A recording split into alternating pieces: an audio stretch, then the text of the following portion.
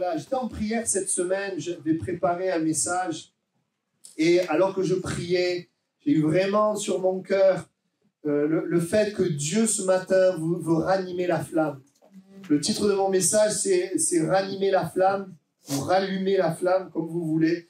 Et en introduction, alors c'est drôle parce que Vanessa, elle a prié mon verset. En introduction, nous allons lire Matthieu chapitre 12, verset 20. Matthieu chapitre 12, verset 20. Et ce verset, c'est ce que Dieu veut faire ce matin. Voilà, et même si je sens de l'opposition, eh bien, je veux prêcher avec foi et je crois que le Seigneur va se manifester. Voilà, cette opposition que nous pouvons vivre dans nos vies aussi, c'est spirituel. Et nous avons tellement besoin que le Saint-Esprit prenne la place en nous. Matthieu chapitre 12, verset 20, « Il ne brisera point le roseau cassé, et il n'éteindra point le lumignon qui fume jusqu'à ce qu'il ait fait triompher la justice. » Amen. Il s'agit là de Jésus. Il ne brisera point le roseau cassé. Peut-être que tu étais un roseau en bon état, qui servait à bâtir quelque chose, à construire quelque chose. Mais le roseau a été cassé. Et quand le roseau est cassé, il ne sert plus à construire tout ce qu'il peut faire, comme je l'ai déjà dit, vous m'avez déjà entendu le dire, un roseau cassé, il coupe. Un roseau cassé, finalement, au lieu d'édifier, il détruit. Et peut-être on pourrait se dire, maintenant que je suis cassé, c'est fini pour moi. Mais Jésus ne détruit pas le roseau cassé, ne brise pas le roseau cassé. Il ne termine pas le travail que le diable a commencé. Non, Jésus est celui qui bâtit, Jésus est celui qui donne, qui rétablit, qui restaure. Et si tu te sens comme ce roseau cassé, eh bien Jésus ne te met pas de côté en disant tant pis pour toi, je vais en prendre d'autres qui sont meilleurs que toi. Il s'approche de toi pour te restaurer et pour qu'il puisse t'utiliser à nouveau. Parce que nous avons un grand Dieu. Nous, un roseau cassé, on ne peut rien en faire, mais lui, il est capable de réparer, de restaurer. La Bible dit aussi, il ne va pas éteindre le lumignon qui fume ou la mèche qui continue de fumer ou encore la flamme qui est en train de s'éteindre. Oui, peut-être que tu étais un chrétien enflammé pour Jésus avec la volonté de Dieu qui peut-être était communiquée et peut-être que tu agissais même avec cette joie dans ton cœur parce que tu faisais ce que Dieu voulait. Et peut-être que tu communiquais la chaleur, tu communiquais la lumière, mais qu'aujourd'hui tu es comme une petite flamme, il ne reste pas grand-chose. Tu n'éclaires plus, tu ne réchauffes plus, peut-être même tu luttes. Peut-être que ces moments sont même ennuyeux pour toi parce qu'il n'y a plus la flamme. Il n'y a plus cette flamme, mais le Seigneur, il ne va pas éteindre. Il ne va pas éteindre, mais il va rallumer. Il va ranimer. Amen. Ce matin, le texte que nous allons méditer ensemble se trouve dans 2 Timothée chapitre 1. 2 Timothée chapitre 1 et ce que nous voyons ce matin est arrivé à quelqu'un. Et nous allons donc nous saisir de son exemple pour ce matin recevoir ce que Dieu veut nous donner. Amen. Voilà, 2 Timothée chapitre 1er. 2 Timothée chapitre 1er, verset 1er. Paul, apôtre de Jésus-Christ par la volonté de Dieu, pour annoncer la promesse de la vie qui est en Jésus-Christ, à Timothée, mon enfant bien-aimé. Que la grâce, la miséricorde et la paix te soient données de la part de Dieu, le Père, et de Jésus-Christ, notre Seigneur. Je rends grâce à Dieu que mes ancêtres ont servi et que je sers avec une conscience pure, de ce que nuit et jour je me souviens continuellement de toi dans mes prières, me rappelant tes larmes et désirant te voir afin d'être rempli de joie, gardant le souvenir de la foi sincère qui est en toi, qui habita d'abord dans ton aïeul Loïs et dans ta mère Eunice, et qui, j'en suis persuadé, habite aussi en toi. C'est pourquoi je t'exhorte à ranimer le don de Dieu que tu as reçu par l'imposition de mes mains. Car ce n'est pas un esprit de timidité que Dieu nous a donné, mais un esprit de force, d'amour et de sagesse. Amen. Je m'arrête là. Nous pouvons dans la marche chrétienne voir la flamme, le feu diminuer. Ici, il parlait de ranimer le don qu'il avait reçu. Autrement dit, vous savez, quand nous avons un feu pour Dieu, quand le Seigneur nous visite, il nous donne aussi, eh bien, il a une volonté pour notre vie, il a des plans. Il nous introduit dans une certaine direction. Et il peut arriver dans la vie chrétienne que le feu diminue, le feu pour le Seigneur, la passion pour le Seigneur, la joie de sa présence, la joie de sa volonté, la joie du salut des âmes. Il se peut que même ce que nous faisions ou ce qu'il nous a donné ne se manifeste plus comme avant. Peut-être que le Seigneur nous utilisait d'une certaine manière. Et cela produisait de la joie dans notre cœur. Et nous nous rendons compte que Dieu ne nous utilise plus comme avant. Et nous en avons peut-être une tristesse. Une certaine tristesse. Paul, voyez, parle à Timothée qui est son fils dans la foi. Son fils spirituel, puisqu'il l'appelle mon enfant. Nous savons que Timothée avait une flamme pour Dieu, il avait reçu un don de Dieu. Dans le contexte qu'on a lu, eh bien, Timothée, il est pasteur de l'église d'Éphèse. Et au verset 6, il est très clairement dit, lui, Dieu avait donné un don. Il avait donné quelque chose à Timothée. Et Timothée était utile pour l'œuvre de Dieu. Il était donc berger de cette église d'Éphèse. Et il était donc introduit dans le plan de Dieu. Il aimait Dieu comme c'est le cas de beaucoup d'entre nous. Et au verset 6, Paul va dire ranime, quelque part, va dire ranime la flamme parce que quelque chose est en train de s'éteindre. Il y a quelque chose qui s'éteint, le zèle pour ce que le Seigneur nous a donné a diminué. Et vous savez, souvent, quand le zèle pour ce que Dieu nous a donné diminue, c'est parce que le zèle pour Dieu diminue. Il y a quelque chose qui ne va pas. La vie de Dieu à l'intérieur de nous a diminué. L'extérieur reste le même, je vais à l'église, peut-être je lis ma Bible, et des fois, en général, quand vous savez, à l'intérieur, ça diminue, après, forcément, l'extérieur diminue aussi. Mais des fois, on peut essayer de maintenir ce qui est extérieur, mais à l'intérieur, ça ne va pas. Il n'y a plus les choses précieuses que Dieu avait déposées. Cette présence de Dieu que j'ai connue dans le passé, la manifestation de Dieu dans ma vie bien moins fréquente. J'ai perdu peut-être le feu pour le Seigneur, les dons que le Seigneur m'avait faits. Et j'aimerais dire ceci, quand nous perdons comme ça, c'est aussi parce que, on pourrait se dire, on le verra tout à l'heure, on pourrait se dire c'est peut-être parce que Timothée a péché, parce qu'on est un mauvais chrétien, peut-être que c'est pour ça, mais dans ce contexte-là, c'était pas pour ça. Vous savez pourquoi ? Parce qu'on est dans un combat. Parce que nous avons un ennemi, un adversaire qui veut étouffer. Parce qu'on est dans un combat. On est dans un combat spirituel. Et donc, on peut être là comme un roseau cassé ou comme une flamme qui s'éteint. On a perdu la vie intérieure. On est dans un train-train, famille, travail, église, mais il n'y a plus le défi, la vision de Dieu dans la famille, dans le travail et dans l'église. Ça, c'est terrible.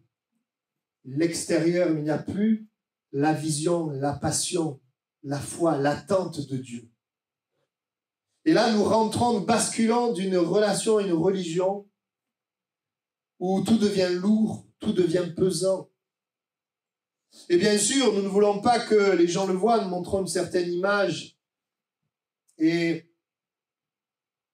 nous sommes bien sûr attristés intérieurement. Vous vous rappelez ce texte de l'Écriture, cette parole de l'Esprit à l'Église. Je connais tes œuvres. Il dit, je connais tes œuvres, ton amour, ta foi, ton fidèle service, ta constance. Et ce que j'ai contre toi, c'est que tu as abandonné ton premier amour. C'est intéressant parce que j'avais jamais remarqué ça, mais quand l'Esprit parle, il dit, je connais tes œuvres, il dit, je connais ton amour.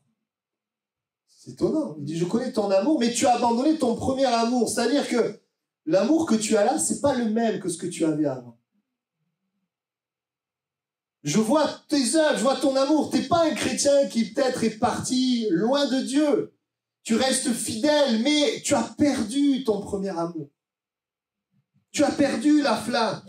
Et l'Écriture dit, ça paraît paradoxal, je connais même tes dernières œuvres plus nombreuses que les premières. Comme si les dernières œuvres plus nombreuses ont pris la place de la relation avec Dieu.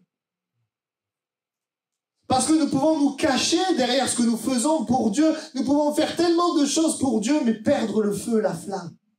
Je préfère garder la flamme et faire moins pour Dieu. Et Dieu s'approche de Timothée au travers de Paul comme il s'approche de toi au travers de ce message. Pour ranimer sa flamme pour le Seigneur, pour ce que Dieu lui avait donné.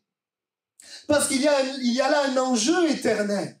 Le plan de Dieu pour nos vies est éternel. Notre vie est courte. Et le temps que nous perdons, nous ne pouvons pas le rattraper.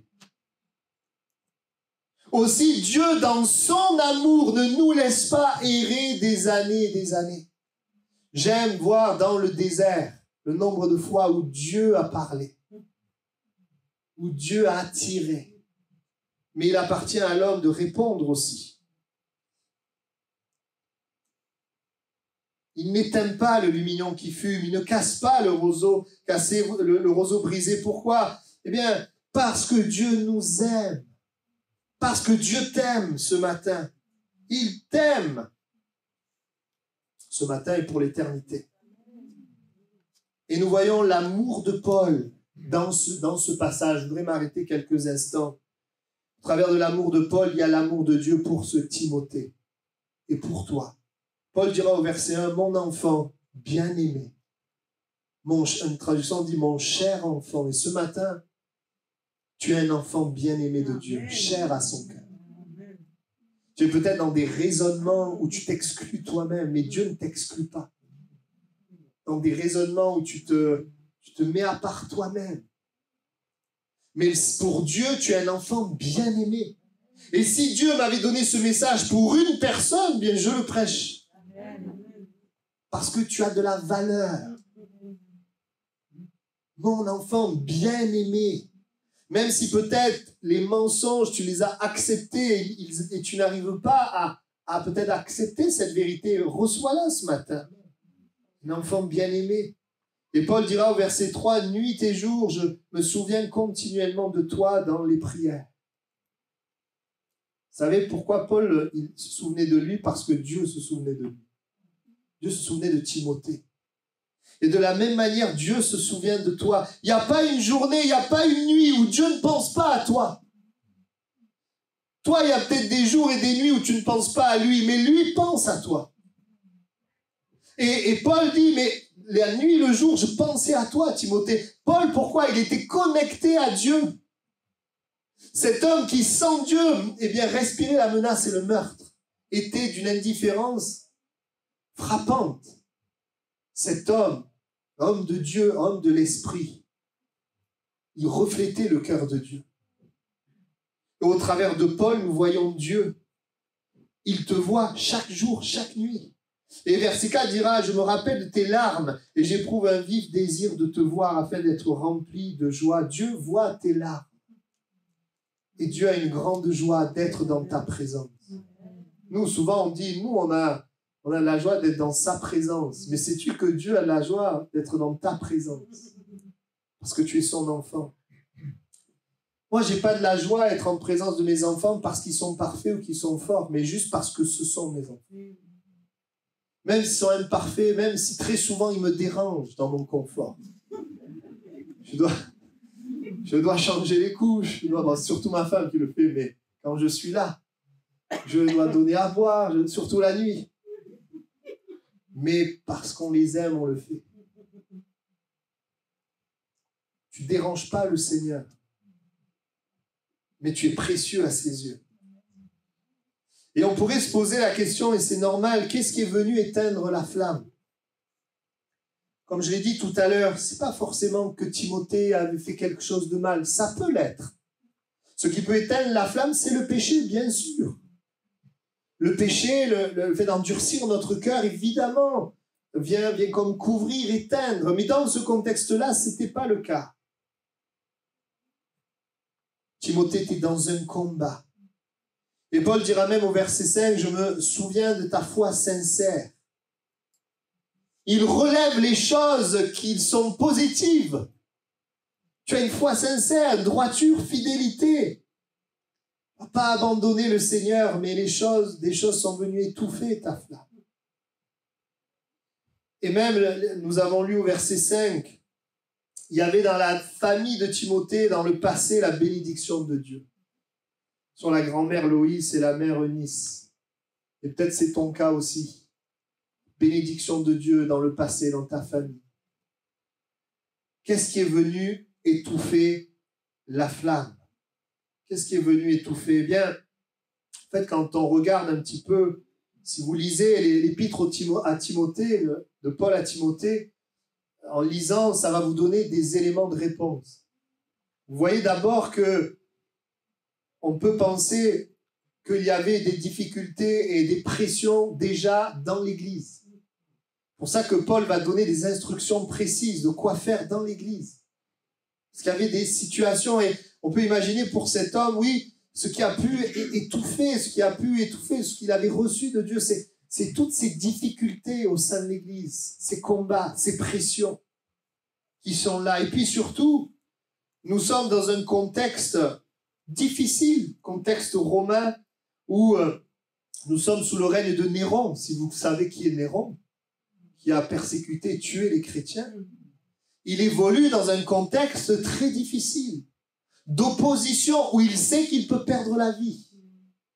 D'ailleurs, Paul dira, n'aie pas honte de l'évangile, n'aie pas honte de moi, parce que en se prononçant pour Paul, il peut perdre la vie.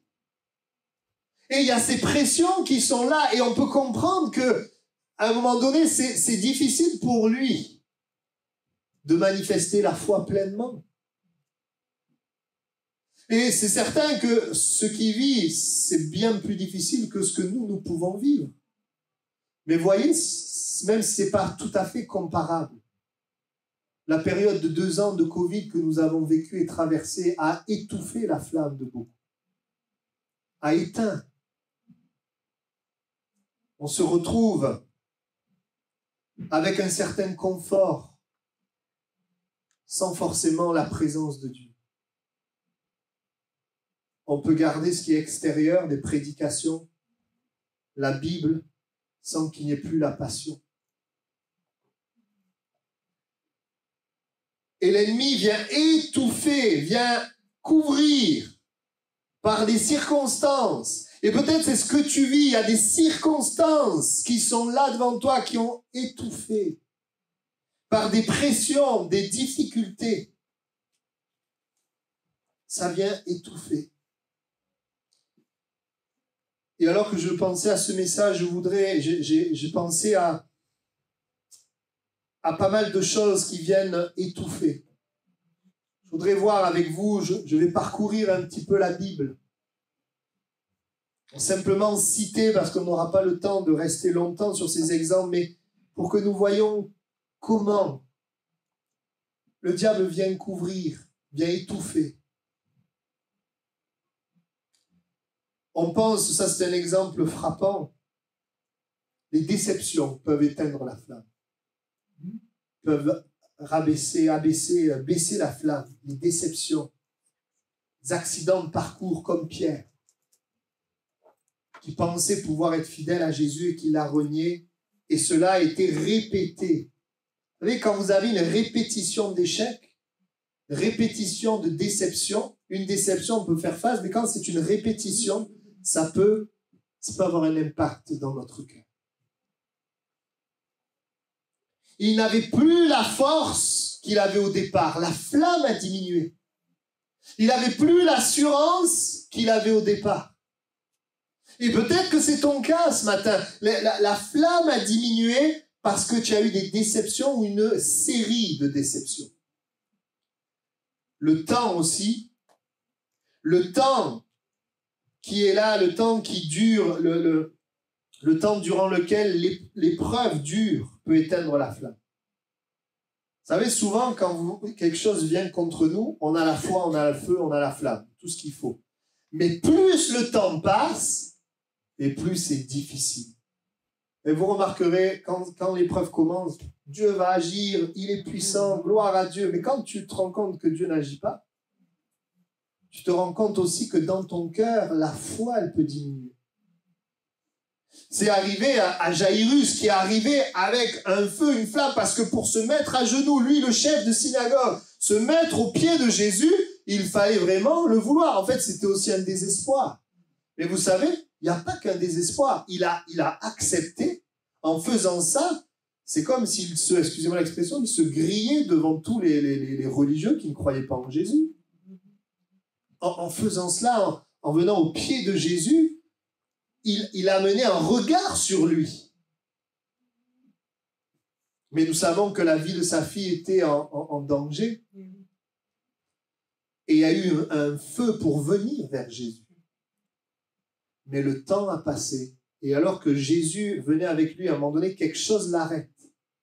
Une femme l'arrête et vient le toucher. Jésus s'arrête. Le temps passe. Et alors que le temps passe, le problème est toujours là. Il est urgent. Il se dit, mince, une perte de sang, il aurait pu se dire, c'est moins urgent. Est-ce que tu ne peux pas lui dire d'attendre? Il ne pouvait pas parce que c'est la femme qui est venue le toucher. Et là, on vient lui dire, Jairus, laisse-le mettre, ta fille, elle est morte. N'importe où. C'est trop tard. C'est fini. Vous savez ce qui s'est passé dans son cœur? Moi, je crois que la flamme a diminué. C'est pour ça que Jésus lui a parlé. Il lui a dit, ne crains pas, crois seulement. Ça, c'est l'action de Dieu pour ramener la flamme.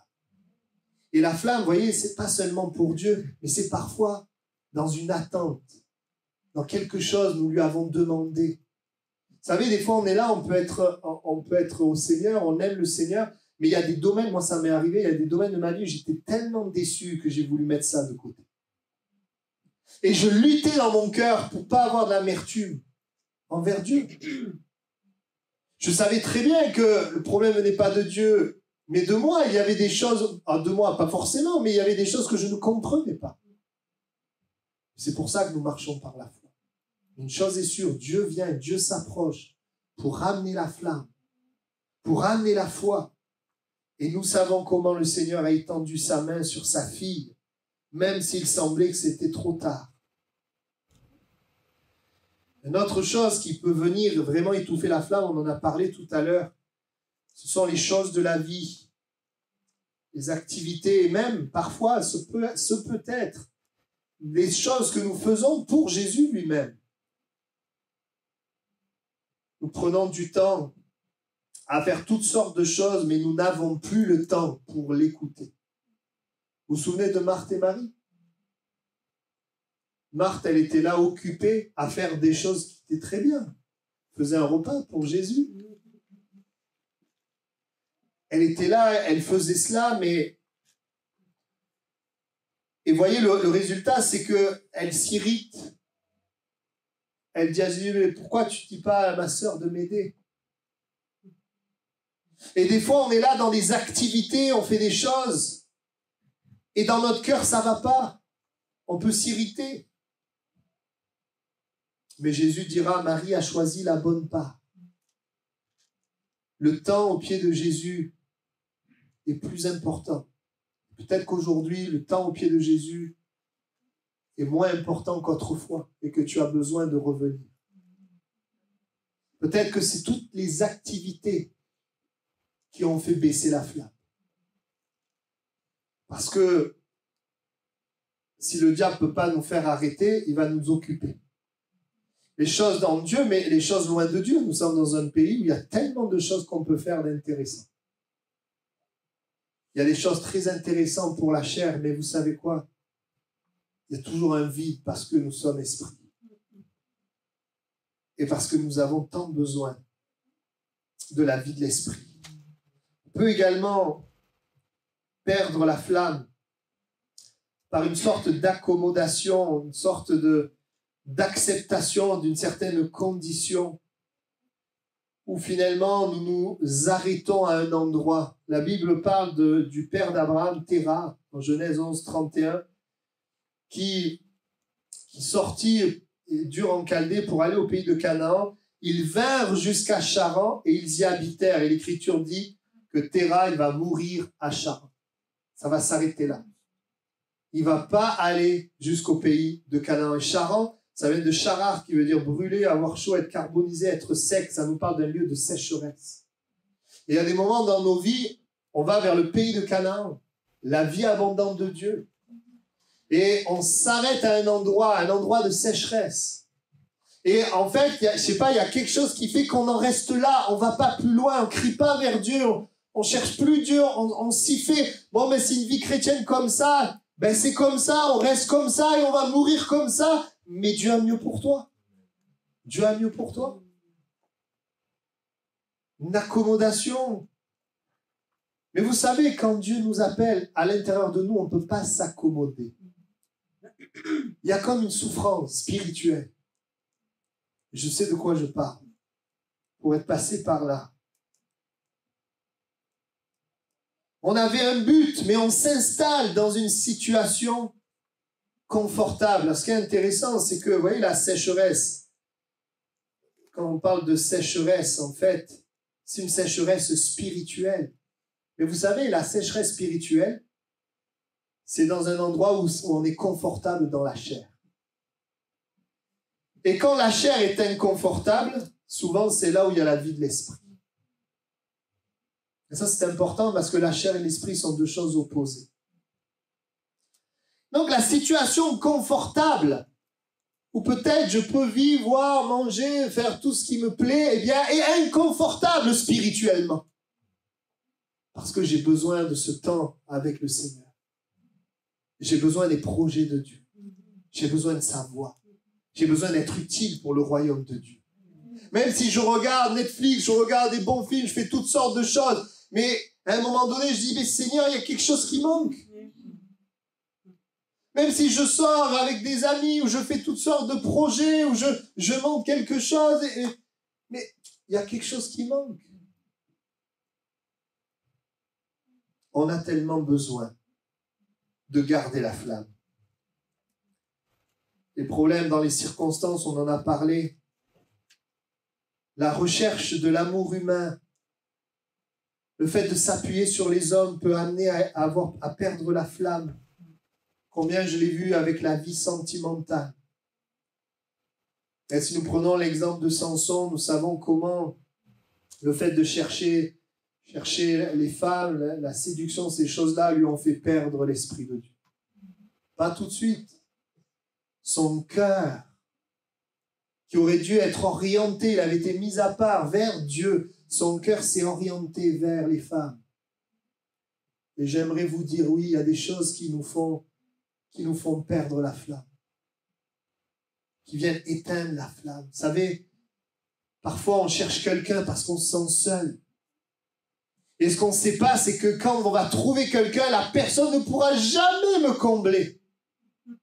Et donc au début je suis seul, je souffre de solitude, et ensuite je suis avec quelqu'un, je souffre de ne pas pouvoir être comblé.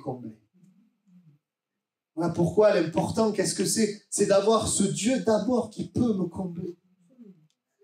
Afin que je puisse aimer. Il y a un ordre. L'attachement de notre cœur aussi à ce qui est matériel, à de l'argent, à toutes ces choses, peut nous faire perdre la flamme. Vous voyez, il y a un jeune homme, il est venu avec la flamme près de Jésus, il était zélé. Et il a dit, qu'est-ce que je dois faire pour avoir la vie éternelle? Et quand Jésus lui a dit, obéis au commandement, il dit, j'ai obéi à tout. Il était zélé, il avait un feu, il avait une flamme. Mais quand Jésus lui a dit, va, vends ce que tu as, donne-le aux pauvres et suis-moi, il est reparti triste, il a perdu la flamme. Vous savez pourquoi? Parce que l'amour de l'argent, c'était là aussi sa passion. Et c'est ça qui a fait perdre la flamme, perdre le feu. Il y a l'argent, on en a besoin. C'est pas quelque chose de mauvais. Mais quand notre cœur s'y attache et que notre flamme diminue, alors il y a là un danger. Ce que Dieu veut, c'est qu'il soit le premier. Et quand il est le premier, l'argent, vous savez, l'argent, tout appartient à Dieu. Il donne ce qui est nécessaire. Amen. Je pourrais parler de Saül, qui a perdu la flamme à cause de son orgueil. Son orgueil lui a fait perdre la flamme quand il a vu un jeune zélé et qu'il a commencé à le jalouser. Il a commencé à vouloir plaire aux gens plutôt que plaire à Dieu. L'orgueil et le fait que ce que pensent les gens lui a fait perdre aussi la flamme. Certains enseignements peuvent nous faire perdre aussi la flamme selon ce que vous écoutez. Tout ce qui parle de la Bible ne vient pas de Dieu. Le diable sait manier la Bible, la parole de Dieu, comme il l'a fait auprès de Jésus. Saute, saute, des anges te porteront. Heureusement, Jésus connaissait la parole. Tu ne tenteras pas Dieu. Les hérésies, pour qu'elles fonctionnent, elles s'appuient d'abord sur un verset de la Bible. Et peut-être que tu as reçu des enseignements qui ont produit la mort à l'intérieur de toi, qui ont diminué le feu pour le Seigneur. Vous savez ce que dit la Bible? Jésus dira, prenez mon joug sur vous, recevez mes instructions et vous trouverez le repos pour vos âmes. Quand tu reçois vraiment les instructions de Dieu, tu trouves le repos dans ton âme. Amen. Quand l'enseignement, même s'il parle de Dieu, amène en toi un trouble, c'est pas forcément de Dieu. Je me rappelle notre sœur qui n'était pas baptisée de l'Esprit parce qu'elle avait reçu des enseignements contraires. Et quand nous nous sommes vus et que nous avons juste partagé la parole de Dieu, elle m'a dit, pasteur, pendant que vous parlez, je sens la vie à l'intérieur de moi. Et c'est Valette. Et on a prié, elle a été baptisée du Saint-Esprit. Parce qu'elle recevait la vérité qui produit la vie. Amen. Peut-être que tu es là, tu as perdu la flamme parce que tu crois à certains enseignements. Le diable, il veut utiliser la parole pour te culpabiliser. La parole peut-être pour te détruire. Il y a bien sûr dans la parole, vous savez, la parole, l'amour et la vérité, c'est quelque chose d'équilibré. Dieu nous aime, mais le salaire du péché, c'est la mort. Et il y a cette vérité qui est là, et le diable veut toujours tordre. Vous savez, une autre chose qui peut nous faire perdre la flamme, c'est la bénédiction. La bénédiction peut nous faire perdre la flamme. La bénédiction de Dieu, elle est suivie d'aucun chagrin. Mais quand la bénédiction devient plus importante que celui qui te bénit, ça peut te faire perdre la flamme. Je vais vous donner un exemple dans la Bible. Il y avait un homme, il était béni, il s'appelait Lot. Et vous savez pourquoi il était béni? Parce qu'il était avec Abraham qui dressait des autels, qui était en contact avec Dieu. Et tant que Lot était avec lui, il y avait une bénédiction, et la bénédiction était tellement grande qu'ils ne pouvaient plus rester ensemble. Et il a commencé à voir les plaines arrosées du Jourdain. Et la bénédiction et ce qui était le meilleur pour lui est devenu ce qui était le plus important. Et il est parti là. Quand il est parti là, il a commencé à perdre la flamme. Il s'est mis à côté de Sodome et Gomorrhe. Et quand vous lisez les Écritures, vous voyez qu'à la fin, il a perdu la flamme. Et que quand il veut parler de Dieu, la Bible dit qu'il paraissait plaisanter. Il n'était pas pris au sérieux. Il a perdu le crédit. Et dans ce même temps, Abraham, lui, a avancé avec Dieu, a gardé la flamme. Et la flamme même s'est intensifiée. Oui, un homme, il a été béni, mais la bénédiction a pris la place de Dieu. Il aurait été mieux pour l'autre de dresser lui-même des autels. À l'époque, c'était comme ça qu'il s'approchait de Dieu. Et combien, peut-être que tu es là. Moi, ça m'est arrivé, vous voyez. J'ai connu en 2004, en 2003, 2004 et même 2005 des temps très difficiles. Et en 2005, Dieu a enlevé ma souffrance. Dieu est intervenu. Et j'étais tellement béni que je me suis endormi. Et en 2006, j'ai eu mon pasteur, je n'étais pas pasteur à l'époque, sa femme, mon pasteur, on dit « T'es plus comme avant spirituellement ». Ils ne me l'ont pas dit comme ça, avec beaucoup d'amour, de tact. Mais ça m'a fait comme un uppercut. Mais c'est vrai, il n'y avait plus la passion pour le Seigneur. Parce que quand je souffrais, je m'approchais de Dieu et Dieu me parlait, Dieu me bénissait. Mais une fois que la souffrance est partie, que la bénédiction est venue, j'avais moins besoin de venir à lui.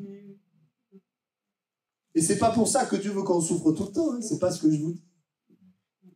Mais Dieu veut nous rencontrer. Dieu veut que nous gardions la flamme. Bon, merci Seigneur, elle est revenue. Combien c'est important. Le fait aussi d'écouter des personnes plutôt que Dieu peut nous faire perdre la foi. Bien sûr, Dieu peut parler par des personnes. Le diable peut parler aussi par des personnes.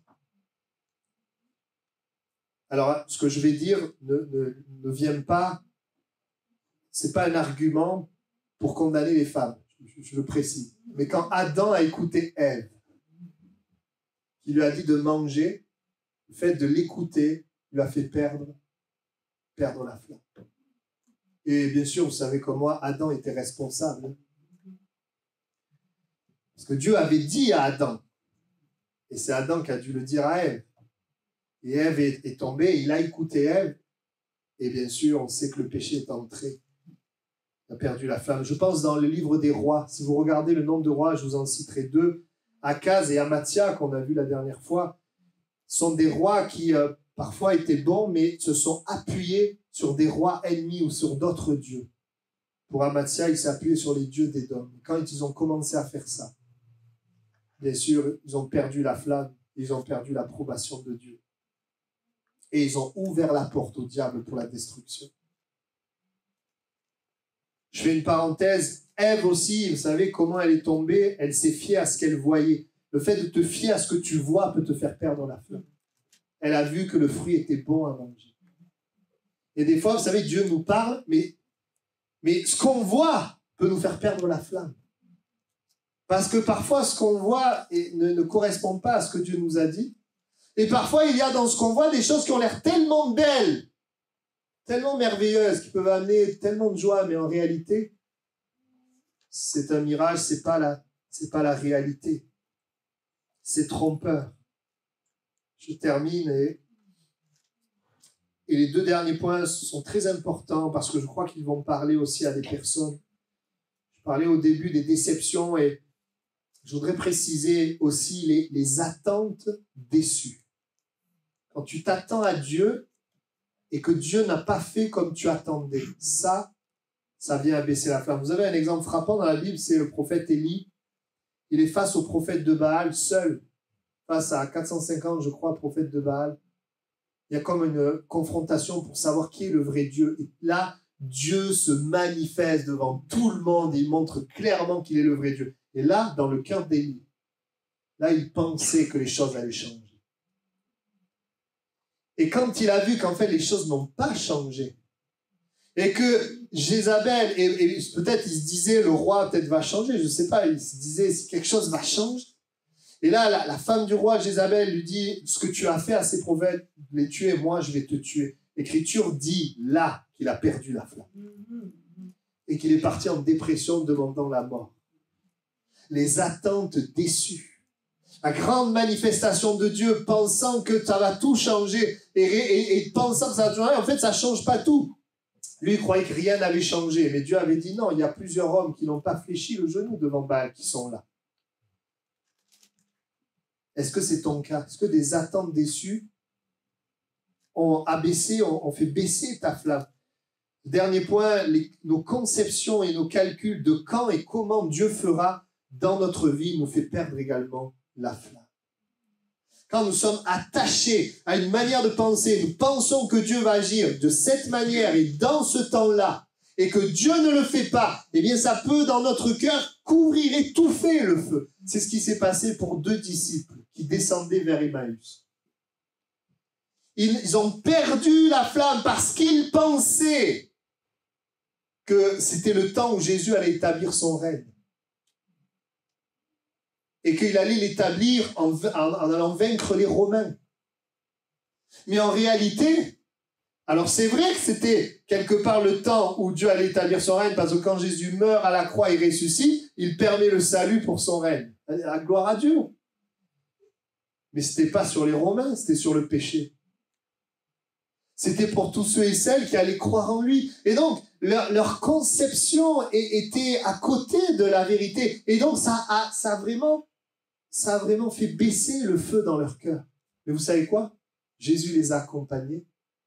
Et Jésus leur a parlé de la part de Dieu, de la vérité. Et vous savez ce qui s'est passé? Ils diront, notre cœur ne brûlait-il pas à l'intérieur? La flamme est revenue. Quand il nous expliquait les Écritures. Et ils sont revenus. Et j'aimerais te dire ce matin, le Seigneur, il veut rallumer la flamme, il veut rallumer ce qui est éteint. Comment Dieu va le rallumer? Je termine. Eh bien, Il est dit, Dieu ne nous a pas donné un esprit de timidité, mais un esprit de force, d'amour, de sagesse. Dieu nous a donné un esprit. Quand nous acceptons Christ, il nous donne un esprit. Et Paul dira à Timothée, ranime le don. Il ne dit pas Dieu va ranimer, il dit ranime-toi le don. Autrement dit, il y a quelque chose à faire de ta part. Qu'est-ce que c'est? C'est que tu puisses permettre au Saint-Esprit d'agir au travers de toi, en toi. Ranime, abandonne-toi à lui. Sois renouvelé dans l'esprit. Reprends ce temps avec lui où tout simplement tu t'abandonnes, où tu pries en esprit. Vous savez, quand vous priez en esprit, vous permettez à Dieu de vous inspirer. Vous permettez à Dieu d'agir dans la situation. Vous entrez dans une autre dimension où il se passe des choses que vous ne verriez pas si vous n'étiez pas rempli de l'esprit. Vous êtes plus sensible à ce qui est spirituel. Vous captez les choses que vous ne captez pas. Et vous permettez à Dieu de faire sa volonté. Vous savez, moi, au début, quand je priais dans l'esprit, j'étais très mécanique. Je priais dans l'esprit, et donc ça me fatiguait. Et j'ai compris que quand je prie en esprit, je dois l'associer à la foi. Quand je prie en esprit, je crois que Dieu accomplit sa volonté. Qu'il le fasse avec moi ou sans moi, peu importe, mais il accomplit sa volonté. Il agit, il me permet d'être sensible, il me permet de capter certaines choses, certaines directions. Et c'est là, frères et sœurs, que nous pouvons voir la gloire de Dieu. Et ce matin, il veut te remplir du Saint-Esprit. Il veut te renouveler. Il veut que tu reprennes du temps à prier en langue. Pas forcément que d'une manière mécanique, mais prier en langue dans la foi. Cet abandon de cœur, t'appuyant sur la parole. Amen. Nous allons incliner nos têtes quelques instants. Lorsque les disciples ont vu Jésus être crucifié, ils étaient tous des roseaux cassés, des lumignons qui fument, enfermés dans la peur, dans leurs échecs. Mais Jésus est venu au milieu d'eux et il leur a dit non, cela ne va pas se terminer, je vais rallumer un feu. Je ne vais pas laisser le lumignon fumer, le roseau cassé, mais je vais rallumer. Toi, Pierre, le roseau cassé, eh bien, je t'appelle à paître le troupeau. Je veux t'utiliser. Je vais rallumer. Et ces disciples qui étaient des lumignons qui fument sont devenus des brasiers qui ont enflammé Jérusalem, les alentours et par la suite le monde. Ce matin encore à Toulouse, le Seigneur veut intervenir dans ta vie. Il désire te remplir de l'esprit. Et avant de prier dans ce sens, j'aimerais faire un appel au salut. Si tu es là ce matin et tu ne connais pas Jésus, tu es loin de Jésus, tu ne l'as pas confessé comme ton Sauveur et Seigneur, eh bien c'est l'occasion de le faire, de dire Jésus règne sur ma vie. Viens pardonner mes péchés. Seigneur, entre dans ma vie. Je te demande pardon, Seigneur, pour le mal. Eh bien, fais-le et l'Esprit de Dieu va venir en toi. S'il y a une personne comme ça, je te demanderai juste de lever la main.